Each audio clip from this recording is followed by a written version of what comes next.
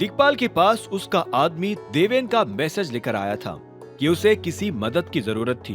अपने आदमी की ओर देखते हुए दिग्पाल ने सिगार की ऐश गिराई और फिर उससे नजरें हटाते हुए कहा, डीके कॉर्पोरेशन को भला मुझसे क्या मदद चाहिए? सर, वो तो देवेन कुमार ने बताया नहीं, लेकिन उसकी आवाज सुनकर लग रहा था कि कुछ अर्जेंट है। दिग्पाल ने ना करते हुए सिर हिलाया। नहीं नहीं, कोई जरूरत नहीं है उसकी मदद करने की। वैसे भी उसकी आधी से ज्यादा कंपनी तो टाइगर की है।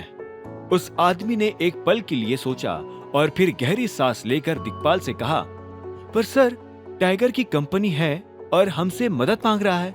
हम इसका फायदा उठाकर उससे टाइगर के बारे में इंफॉर्मेशन निकाल सकते हैं। अपने आदमी का सजेशन सुनते ही दिग्पाल की आंखें बड़ी हो गई। उसने एक पल के लिए सोचा और फिर अपनी सिगार नीचे रखते हुए कहा, तूने दिमाग अच्छा लगाया है, लेकिन ये मत भूल वो मदद मांगने सामने से आया है। हो सकता है हम जहां टाइगर की इंफॉर्मेशन निकालने की सोच रहे हो, वही टाइगर उससे इस तरह मदद के बहाने हमें नुकसान पहुंचाने भेज रहा हो। जी सर, उस आदमी ने अपना सिर झुकाकर कहा। वैसे भी टाइगर के खुद के ग्रुप के पास ज्यादा इंफॉर्मेशन नहीं है, तो इस टीके वाले के पास कहां से होगी? ये तो खुद ही अपने आप में एक मामूली कंपनी चला रहा है बस। दिग्पाल की बात सुनकर उस आदमी ने हाँ में सिर हिलाया और वहां से निकल गया। उसे जाते देख दिग्पाल ने फिर से अपनी सिगार उठा ली। दूसरी ओर देवेन अभी भी दिग्पाल के ऑफिस से फोन आने का इंतजार कर रहा था। पिछले कई दिनों से टेंशन में उसने बाहर आना जाना पूरी तरह से बंद कर दिया था। वो इतना तनाव में था कि उसने वैभवी को भी अवॉइड करना शुरू कर दिया था।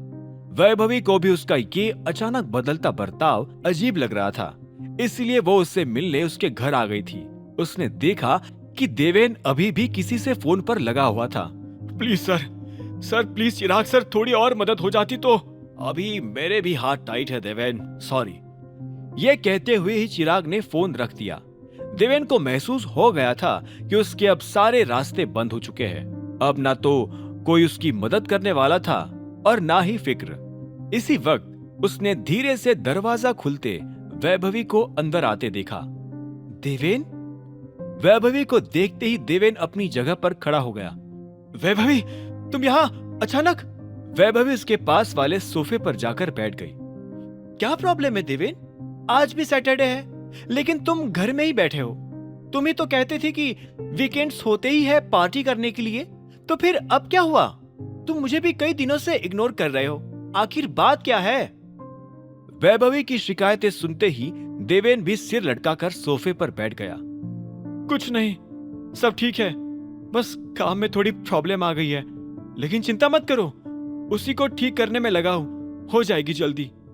वैभवी को महसूस हुआ कि देवेन अब भी कोई बात छिपा रहा है, इसलिए उसने कुछ भी जवाब नहीं दिया। देवेन उसके हाव भाव समझ गया और उसने फिर जैसे तैसे मुस्कुराते हुए पूछा, वैसे अभी हम मूवी देखने चल सकते हैं, बट जल्दी वापस आना पड़ेगा, रात को एक और मीटिंग है। वैभवी की आंखों में फिर से थोड़ी चमक आ गई। बीच मूवी में से उठकर जाएंगे तो अजीब लगेगा, let's go to club instead, क्या कहते हो? देवेन ने एक पल सोचकर हामी में सिर हिलाया, जिससे वैभवी और भी खुश हो गई। नाइस, मैं अभी अपने कपड़े चेंज कर लेती हूँ। हैं? कपड़े चेंज करने फिर से घर जाओगी? देवेन ने कंफ्यूज होकर पूछा।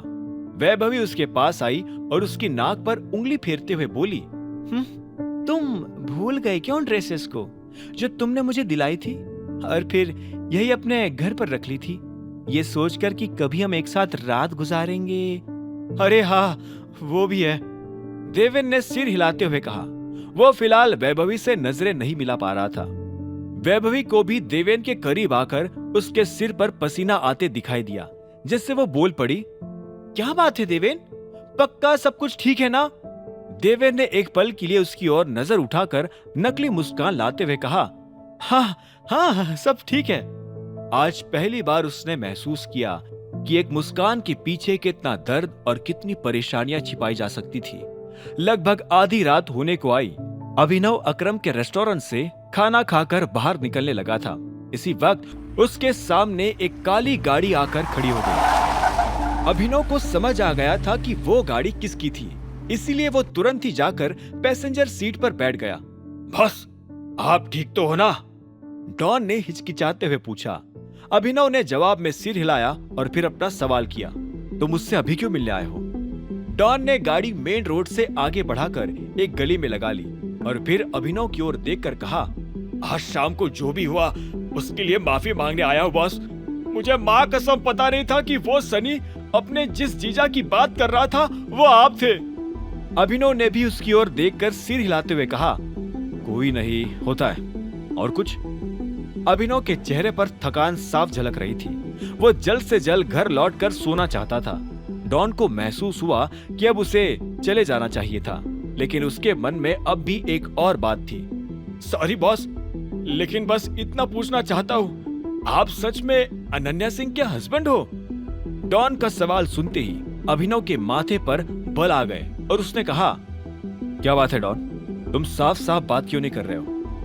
डॉन ने अभिनव से नजरें हटाकर सांस छोड़ी और फिर धीरे से कहा, मैं छोटा आदमी हूँ बॉस, मुझे ये बात कहनी तो नहीं चाहिए, लेकिन शायद आपको उस सनी के बारे में सब कुछ पता नहीं है। अभिनव का गुस्सा अब बढ़ने लगा। तुम कब से बातें घुमा रहे हो? जो बोलना है वो बोलो ना। अभिनव की ऊंची आवाज सुनकर डॉन बुरी तरह से घबरा गया और उसने कांपते हुए कहा, वो सनी एक बार मुझे बता रहा था कि उसने अपनी बहन की शादी आपसे कैसे करवाई। डॉन ने डरते हुए अभिनव की ओर देखकर कहा, उसने आपको नशे की हालत में फुटपाथ से उठाया और फिर किसी होटल ले जाकर अनन्या के बेड पर सुला दिया। क्या? अभिनव को अपने कानों पर विश्वास नहीं हुआ। तू जो बोल रहा है वो सच है? बिल्कुल सच है बॉस, डॉन ने सिर हिलाते हुए कहा। सनी पिछले 3 महीनों से मेरे कांटेक्ट में है। भले ही मैं आपके सामने चीटी हूँ बॉस, लेकिन पूरे एनसीआर में किसी की इतनी हिम्मत नहीं की मुझसे झूठ बोले। और तो और सनी ने मेरे साथ एक एग्रीमेंट भी किया था कि अगर मैं उसकी मदद करने के लिए हरदम तैयार रहूंगा तो वो मुझे 1 करोड़ रुपए देगा। अभिनव ने उसी वक्त उसे जोर का थप्पड़ लगा दिया, जिससे डॉन अंदर तक जूझ गया। साले, तू टाइगर का आदमी होकर इस तरह बाहर बिकता है। सॉरी बॉस, बहुत सारा सॉरी, पर वो सनी ने ऑफर ही ऐसा दिया, मैं भी भटक गया था।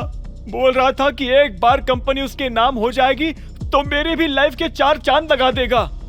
डॉन ने हाथ जोड़कर ठिठुरते हुए कहा। अभिनव अभी भी उसकी ओर गुस्से से घूरे जा रहा था।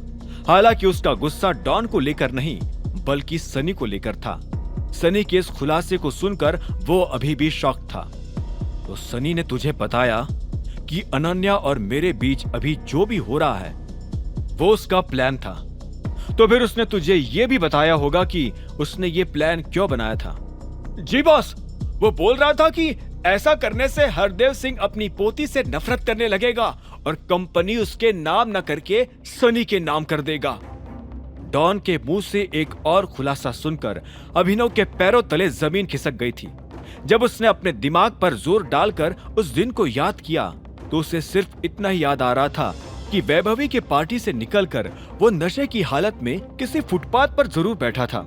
उसने पहले कई बार ये याद करने की कोशिश की कि वो अनन्या के बेड पर कब और कैसे पहुंच गया, लेकिन उसे कुछ भी याद नहीं आ पाया था। और अब जाकर ही उसे ये समझ भी आ गया था कि वो क्यों कुछ याद नहीं कर पा रहा था। अगर इस सब के पीछे सनी का हाथ था तो अभिनव ने भी अब ठान लिया था कि सनी अपने किए का खामियाजा भी भुगते।